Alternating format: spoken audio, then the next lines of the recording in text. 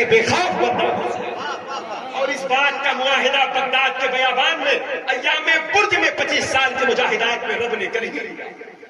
جب کہا تھا قسمیں دے دے کے پلاتا ہے تجھے, تو ایک بار غوث پاک نے بھی کہا تھا مولا نہیں کھاؤں گا نہیں پیوں گا. عبد القادر کھا لو میری قسم پی لو میری قسم. مولا کھاؤں گا لیکن میری بھی اپنی کچھ باتیں ہیں کچھ معاہدے. کہا کیا؟ کہا مولا جو مجھ سے محبت کرے بخش دیے جائے. آواز آئی عبد القادر تو کھا تو پی, تجھے میری قسم جو تیرا ہے مجھے بخشا جائے, اسے توبہ کی توفیق دی جائے. حضرات گرامی وقار, تو تصوف تیرے مطلب کا سبق ہے, تصرف پر تیرا عامل ہے. اعلیٰ حضرت اور صاف کرتے کہتے جو قرن و سیر میں عارف نہ پائیں. آپ دیکھتے ہیں نا بزرگوں کی بارگاہ میں جاتے ہیں استحار جب رکھتے ہیں تو اولیاء کرام کا نام لکھتے ہیں, عارف باللہ, فنا فی اللہ, باقی باللہ. یہ بزرگوں کے مقامات ہیں. جو فنا ہو گیا رب میں تو فنا فی اللہ, جو رب کے ساتھ فنا ہو کر باقی ہے اور آگے نکلا تو وہ باقی باللہ ہے, اور جو رب کو پہچاننے لگتا ہے وہ عارف باللہ. جیسے امام احمد ابن حنبل بشر حافی کے پیچھے پیچھے دوڑا کرتے تھے. اتنے بڑے امام احمد ابن حنبل پیچھے پیچھے اسی بغداد کی زمین. لوگوں نے کہا اتنا بڑا امام اور ایک درویش فقیر کے پیچھے پیچھے بھاگتا ہے, اتنا بڑا امام. یہ مسئلہ مولانا روم نے صاف کیا. مولوی ہرگز نشو مولائے روم, کچھ نہیں ہے. مولوی اگر عالم کے بزرگوں کے در کا ہے تب تو سب کچھ ہے, ورنہ پھر علم کا آکڑ اسے لوٹ لے جائے. مولوی ہرگز نشو مولائے. یہ عبد الرحمن ابن جوزی جیسا سب کہتے ہیں علم کے جتنی سڑکیں ہیں میں دوڑ چکا ہوں. زندگی میں لوگ اتنی روٹی نہیں کھائے ہیں جتنی میں کتابوں کے اوراق کو چاٹ چکا ہوں. علامہ عبد الرحمن ابن جوزی کسی کو خاطر میں نہیں لاتے. غوث پاک کی بارگاہ میں لوگ پہنچے تو تماشا بن کے رہ گئے. پگڑی کہیں گئی, جبہ کہیں اور گیا. اور کہتے ہیں آج مجھے سمجھ میں آیا ہے کہ اب تک تو میں کنویں میں تھا اسی کو دنیا سمجھتا تھا, لیکن آج جب سمندر میں آیا تب سمجھ میں آیا نہیں راہیں اور بھی ہیں. اور قدموں میں سر رکھ کے کہا تھا واہ کیا مرتبہ آئے گا اسے. یہ غوث پاک کے در سے اہل علم کو بھی نصیحت ملی, درویشوں فقیروں کی چوکھٹ سے. امام احمد ابن حنبل دوڑ لیں بشر حافی کے پیچھے. تو لوگوں نے کہا اتنا بڑا امام کیوں ایک درویش فقیر کے پیچھے دوڑتے, کیوں دوڑتے؟ تو امام احمد ابن حنبل نے کہا تھا جس خدا کو میں مانتا ہوں اس خدا کو بشر حافی پہچانتا ہے. یہ ہے عارف باللہ.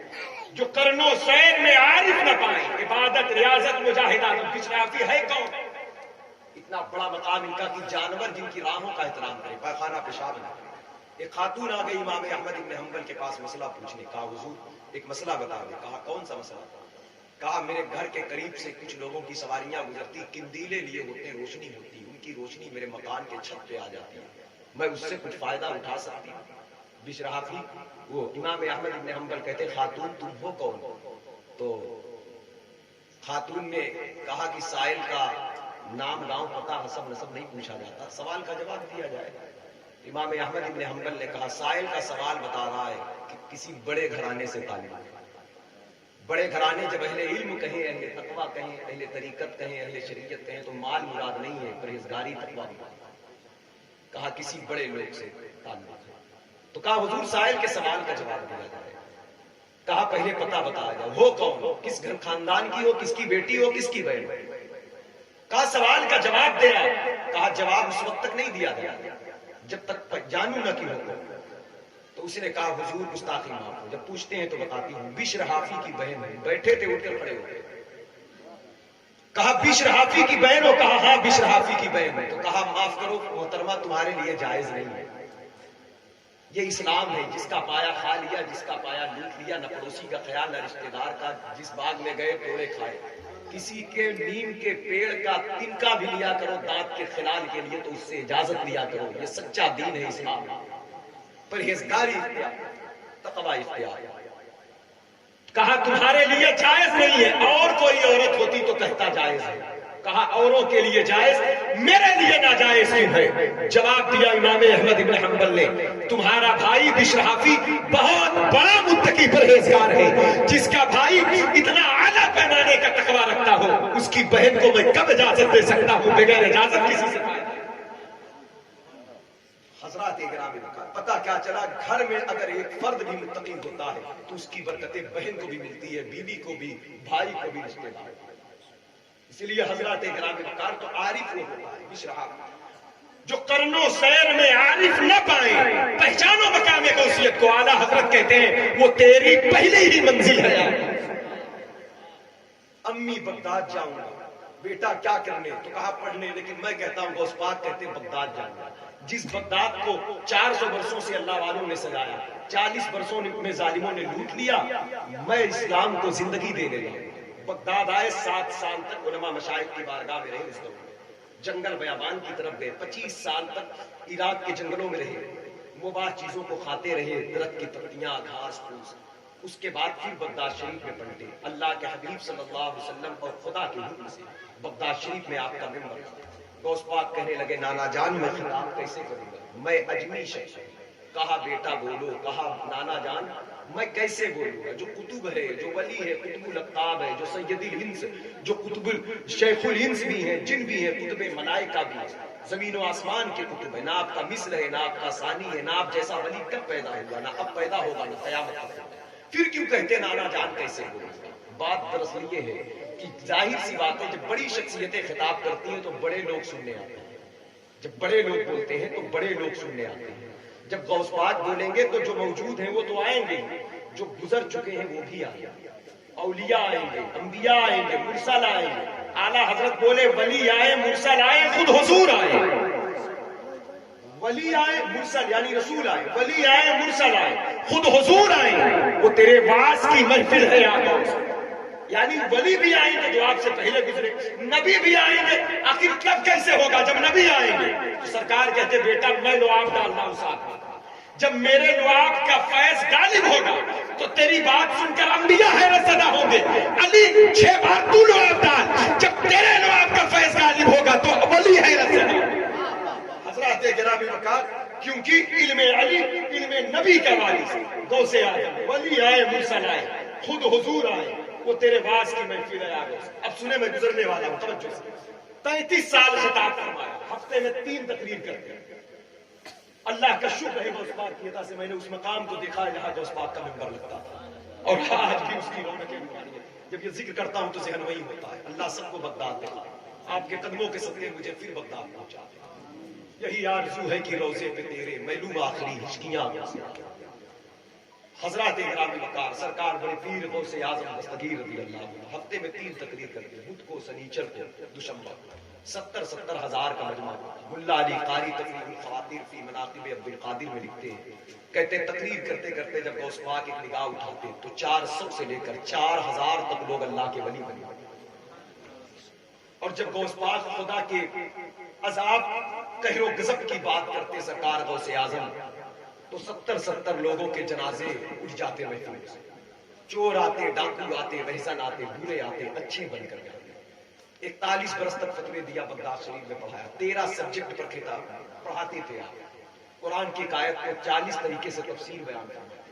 اور پھر یہ جملہ فرمایا قرآن مقدس میں جو حروف مقطعات، حروف مقطعات اس کا معنی اللہ اس کے رسول کے سوا کوئی نہیں جانتا. بڑے پیر کہتے ہیں اللہ اور اس کے رسول کی عطا سے حروف مقطعات کے 70 ہزار مانے جاتے. حضرات گرامی، ایک بندہ قادر بھی ہے، بندہ قادر کا ہے، قادر بھی ہے، عبد القادر، سر ظاہر بھی ہے، باطن بھی ہے، عبد القادر. جملہ دیکھیں اعلیٰ حضرت نے جہاں پر غوث پاک کا ذکر کیا وہاں قدرت کے ساتھ کیا. قصیدہ شجرہ دیکھیں، قادری کر قادری رکھ قادریوں میں اٹھا. قدر عبد القادر قدرت نما کا. یہ قدرت نما کیا ہے؟ قدرت نما، قدرت نما، قدرت نما. کوئی شے جب کسی کی طرح کام کرے، جس طرح رب کی قدرت بندوں کی مدد کرتی ہے، وہی قدرت نما ہے. صوفیہ کہتے ہیں یہی نام اس میں اعظم ہے، یہی نام اس میں اعظم ہے. سلام دیکھیں قصیدہ سلام رضا، غوث اعظم امام التقاون لوگ. یہ تو ہو گیا. نیچے دیکھیں جلوہ شان قدرت، یہاں بھی جلوہ شان قدرت پہ لاکھوں سلام، جلوہ شان قدرت پہ لاکھوں سلام. یاد کیا کرو غوث اعظم کو، دلوں کے افکار بدل جائیں گے، خیالات بدل جائیں گے، من میں نور اتر جائے گا، نظروں میں پاکیزگی اتر جائے گی. بس بڑے پیر کی محبت مل جائے، سب کچھ مل جائے. ان کا کرم ہو جاتا ہے تو انسان کے وجود میں تقویٰ کا پانی چلا جاتا ہے، پرہیزگاری حاصل ہو جاتی ہے. 33 برس بغداد میں خطاب فرمایا. 1 لاکھ لوگوں کی ٹیم تیار ہے، مشائخ کی، اولیاء کے، بڑے بزرگوں کی. بڑے جس بغداد کو 40 سال تک لوٹا گیا تھا، غوث اعظم 40 منٹ کی تقریر میں بغداد کی زمین پر اس سے زیادہ مسلمانوں کو پیدا کر چکا۔ یہ بڑے پیر، جس بغداد میں سال بھر تک دجلہ کے حوالے علم رسول بہایا گیا تھا، غوث اعظم اپنی 40 منٹ کے خطاب میں امت رسول کو اس سے زیادہ علم عطا کر چکا۔ وہ غوث اعظم ہے، وہ بڑے پیر ہیں۔ ابن زہرا کو مبارک ہو عروس قدرت، قادری پائے تصدق میرے دلہا تیرا۔ شان یہ تھی تقریر کرتے کرتے ہوا میں پرواز کر جاتا اور ہوا میں معلق ہو کر تقریر کر دیتا، آواز دے کے قف یا اسرائیل، اے بنی اسرائیلی گروہ ٹھہر جا ٹھہر جا ٹھہر جا، میرا کلام سنو میرا کلام سنو، مجھ محمدی کا کلام سنو۔ لوگوں نے پوچھا حضور یہ کیا ہے؟ آپ ہوا میں گئے پھر ایسے بولنے لگے۔ آپ کہتے ہیں کہ حضرت خضر گزر رہے تھے راستے سے، میں نے کہا مجھے سنتے جاؤ۔ انہوں نے کہا مجھے سن کر مجھے دیکھ کر تو ایک جلیل القدر پیغمبر حیرت زدہ تھا جسے دنیا موسیٰ علیہ السلام کہتی ہے، جو قرآن مقدس کے سورہ طٰہٰ میں صراحت کے ساتھ یہ واقعہ ذکر ہے۔ اے شیخ عبد القادر جیلانی، آپ مجھ سے ایسا کہتے ہو، آپ کو حیرانی نہیں ہوتی مجھے دیکھ کر؟ غوث پاک کہتے ہیں میں کیوں حیران ہوں؟ میں بنی اسرائیل کے نبی موسیٰ علیہ السلام کو سلام عرض کرتا ہوں، ان کا مقام بلند ہے، ان کا احترام کرتا ہوں، لیکن وہ بنی اسرائیل کے نبی تھے، میں محمدی ہوں محمدی۔ وہ آپ کو دیکھ کر حیران تھے، آپ مجھے سنیں، مجھے دیکھ کر حیرت زدہ ہوا۔ اعلیٰ حضرت بولے شکر کے جوش میں جو ہیں وہ تجھے کیا جانے، خضر کے ہوش سے پوچھے کوئی رتبہ تیرا۔ حضرات گرامی وقار، اسی طرح غوث پاک وہ ہے جس پر خود ہمارے حضور کو ناز ہے۔ اللہ کا شکر ادا کریں ہم اس امت میں ہیں جس امت میں غوث پاک، جس امت میں غوث پاک ہے۔ غوث پاک کہتے میں تقریر کر رہا تھا، میں نے داہنی طرف دیکھا ایک نور کا منبر لگا جس پر اللہ کے حبیب جلوگر تھے، ساتھ میں موسیٰ علیہ السلام تھے۔ میرے آقا نے ارشاد فرمایا اے موسیٰ کلیم اللہ، کیا آپ کی امت میں اس شان کا کوئی فرد ہے؟ غوث پاک کی طرف سرکار نے اشارہ کیا، آپ کی امت میں اس شان کا کوئی شخص ہے؟ موسیٰ علیہ السلام نے کہا یا رسول اللہ، اس شان کا میری امت میں کیا کسی امت میں نہیں۔ موسیٰ علیہ السلام نے بھی وہی بات کہا جو اعلیٰ حضرت کہہ رہے ہیں، سر بھلا کیا کوئی جانے کی ہے کیسا تیرا، اولیاء ملتے ہیں آنکھیں وہ ہے طلبا تیرا۔ 33 سال میں آپ نے 1 لاکھ سے زائد لوگوں کو تیار کروایا جو اولیاء بڑے اکابرین کی جماعت کی، جس میں علی بن حیتی، سہیل تستری، ابو الحسن بغدادی جیسے اکابرین موجود تھے۔ پھر ان کو ملک کے مختلف حصوں میں روانہ کیا گیا، جس ملک کی جس زمین کی جو ضرورت تھی، عالم ہوتے، صوفی ہوتے، کلندر ہوتے، مستان ہوتے، فقیہ ہوتے، محدث ہوتے، مفتی ہوتے، مجاہد ہوتے، ہر ڈپارٹ کے لوگوں کو تعلیم دیتے ہیں اور مختلف ملکوں میں روانہ کیا۔ حضرات گرامی 1 لاکھ لوگ پوری دنیا میں غوث پاک کی تعلیم کو لے کر پھیلے، پوری دنیا میں۔ آپ کو محی الدین کہا گیا، یہ بات تو ظاہر تب ہوئی جب آپ جنگل بیابان سے مسجد کی طرف آ رہے تھے، محی الدین کی صدائیں درخت کی پتیاں دے رہی تھی، لیکن یہ بات کو زمانے نے دیکھا، چاروں طرف پھیل گئے لوگ۔ ایک نام میں بتا دوں، وہی 1 لاکھ لوگ جو دربار غوث سے ملک کے مختلف حصوں میں تعلیم کے لیے روانہ ہوئے تبلیغ کے لیے، انہی 1 لاکھ لوگوں میں سے ایک نام شیخ منور علی شاہ الہ آبادی کا۔ راج کس شہر میں کرتے نہیں تیرے خدام، یہ 1 لاکھ خادم پھیلے گا اس پاک کے۔ اعلیٰ حضرت کا شعر دیکھو، راج کس شہر میں کرتے نہیں تیرے خدام، باج کس نہر سے لیتا نہیں دریا تیرا، مزرع چشت بخارا و عراق و اجمیر، کون سی کشت پہ برسا نہیں جھانا تیرا، کس گلستاں کو نہیں فصل بہاری سے نیاز، کون سے سلسلہ میں فیض نہ آیا تیرا۔ قوم بدعملی کے شکار ہوئی تو لوگوں کے اندر طہارت تب آئی جب وہ غوث پاک سے جڑے۔ اس لیے اپنے وجود کو غوث پاک کے حوالے کرو، سچی محبت کرو۔ یہ لنگر کھانا، یہ تبرک لنگر عام ہے، یہ تبرک باقی رہے گا، لیکن غوث پاک کے در کا ایک ایسا تبرک جو دل کو روشن کر دے، وہ سچائی اور صداقت کا تبرک ہے۔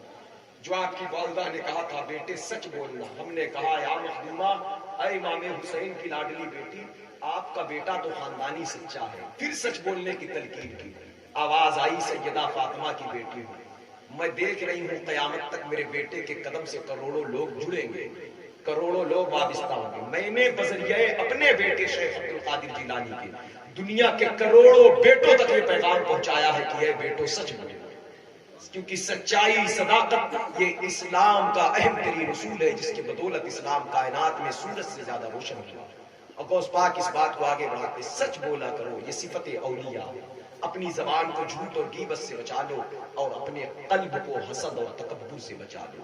کہا ظاہری اور رسمی کلمہ پڑھنے والوں قیامت میں کام نہیں آئے گا جب تک تمہارا دل کلمے سے مطمئن نہیں ہو جائے۔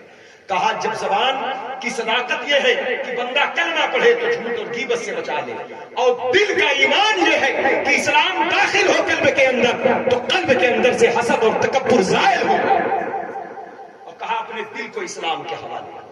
حضرات گرامی وقار، یہ سرکار غوث پاک بڑے پیر دستگیر کی تعلیمات، حضور غوث اعظم رضی اللہ تعالیٰ عنہ اس امت کے لیے نور ہے، اور ان کی تعلیمات پر عمل کریں، اپنے آپ کو عملی زندگی میں لائیں۔ غوث پاک نے وہاں دین پہنچایا جہاں لوگوں کا قیاس نہیں جا سکتا۔ جس ہلاکوں نے بغداد کی زمین کو لوٹا تھا، جسے تاتاری قوم کہتے ہیں، غوث پاک کا وہ زمانہ وہ اس کے پوتے کا دور آ چکا تھا، تگودار کا۔ غوث پاک نے اپنے ایک مرید کے ذریعے اس کے محل خراسان میں اسلام کی تعلیم پہنچائی، اور وہاں پر جا کر غوث پاک کا قاصد پہنچا، کہا اے تگودار اسلام قبول کر۔ اس نے سختی کرنا چاہا، لیکن لہجے میں اتنا روب تھا بڑے پیر کی، اس قدر روحانیت تھی کہ وہ سن کر سرنڈر ہو گیا۔ جہاں وہ ٹوپی کو دیکھ کر گردن کو قلم کرتا تھا، جہاں اہل اسلام نظر آئے تو اس خاندان کی ریت یہ تھی ان کو مٹا دیا جائے۔ یہ طاقت کے پجاری تھے، لیکن غوث پاک کے مرید کی تعلیم کی برکت سے تگودار مسلمان ہوا، 12,000 کا اس کا لشکر مسلمان ہوا، سپہ سالار مسلمان ہوا، اور یہی 12,000 لوگ جو 50 برس پہلے بغداد کو لوٹے تھے، آج 50 سال کے بعد وہی 12,000 ترکستان، قزاقستان، افغانستان تک نکلے تبلیغ کے لیے، دربار غوث کے پیغام کو لے کر، مبلغ اسلام بن کر۔ اور یہ آج یہ جو ترکستان، قزاقستان میں جو اسلام ہے، انہی کے تبلیغ کے بدولت وہاں پر اسلام آیا، جسے علامہ اقبال نے ترجمانی کیا ہے ایا فتنہ تاتار کے افسانے سے پاسباں مل گئے کعبے کو سبق کھا۔ یہ اسی تاریخ کی طرف اشارہ ہے۔ حضرات گرامی، بڑے پیر آج بھی محی الدین ہے۔ غوث پاک ایسے تصرف فرماتے ہیں، شاہ ولی اللہ محدث دہلوی کہتے ہیں زندوں کی طرح آج بھی غوث پاک کی بارگاہ میں آواز دیا کرو، دہائی یا محی الدین دہائی، بلا اسلام پہ نازل ہے یا غوث۔ لیکن اس کے ساتھ ساتھ ہم غوث اعظم کی تعلیمات پر عمل کریں، ان کی محبت مانیں۔ ان کی محبت ہی اصل عقیدت، ارادت پر قائم رہنا ہے، اور محبت کامل وہی ہے جس میں بڑے پیر کی عقیدت کے ساتھ ساتھ اطاعت بھی ہے۔ ایسا نہیں ہم جھوٹ بولتے پھرے، غیبت کرتے پھرے، حرام کھاتے پھرے، نماز کو ترک کریں، فساد برپا کرتے پھر ہم کہیں غوث پاک کے ہیں۔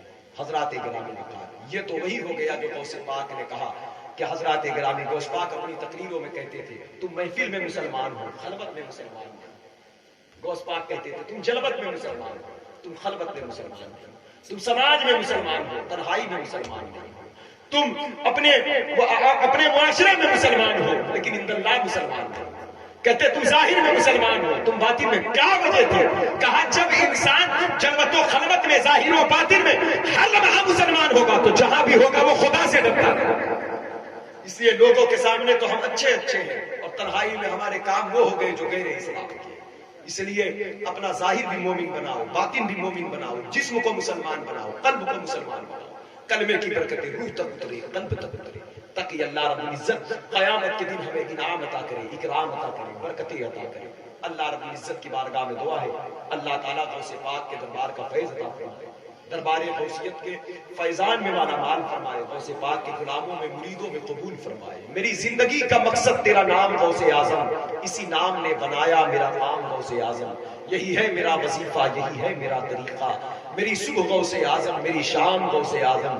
جو پی کے ہوش والے کبھی ہوش میں نہ آئے، ہمیں کب عطا کریں گے وہی جام غوث اعظم، اور ہمیں اپنے در کے کتوں میں شمار کب کریں گے۔ تصور میں بغداد شریف چلے تو یہ شعر میں مزہ آئے، ہمیں اپنے در کے کتوں میں شمار کب کریں گے، تیرے در پہ آ گئے ہیں یہ غلام غوث اعظم۔ کہیں لبیک یا غوث اعظم، کہے لبیک یا غوث اعظم، لبیک یا غوث اعظم، لبیک یا غوث اعظم۔ میری آنکھوں کی یہ پتلیاں غوث اعظم، رکھو اس پہ تمیڑیاں غوث اعظم، یہ آنکھیں یہ سر سیڑھیاں غوث اعظم، جہاں چاہے رکھ چوٹیاں غوث اعظم۔ اور مفتی اعظم ہی سرکار کی زبان میں کہتے ہیں یہ دل یہ جگر، جن قبروں پہ غوث پاک کا قدم نہیں ہے وہ قبریں سونی پڑی ہے اندھیرا، جہاں غوث اعظم کے قدم ہے وہی انوار برس رہے ہیں، میلے لگے ہیں۔ یہ دل یہ جگر، یہ آنکھیں یہ سر ہے، جہاں چاہو رکھو قدم غوث اعظم۔ فخر آقا میں رضا اور بھی ایک نظم رفیع۔